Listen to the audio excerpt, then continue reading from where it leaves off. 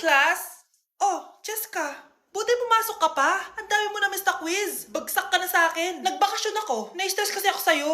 Ang dami mo kasi pinapagawa. Aba bakit? Hindi lang naman ikaw ang pinapagawan ko. Lahat kayo. Ano ka dito, prinsesa? Oo. Sa bahay namin, ako ang prinsesa. Kaya kayong lahat, sumunod kayo sa akin. Pumunta ka sa guidance office! Hindi po, ate.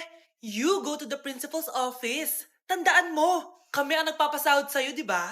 Ano nangyari kay ma'am? Hala si ma'am! Ang ganda-ganda ko na naghanap ka pa ng iba. Hala, heartbroken ata si Cheska. This sir, feeling main character kasi. Tumatawa ka?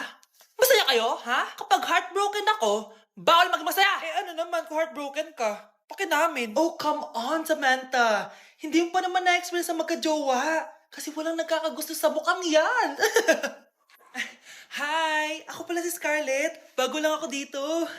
Oh, pake ko. Tsaka tanggal mo nga yung makeup mo. Dapat ako lang yung maganda dito sa school.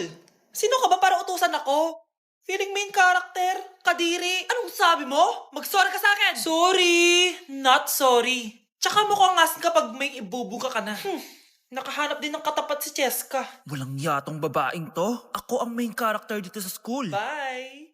Humanda ka sa akin.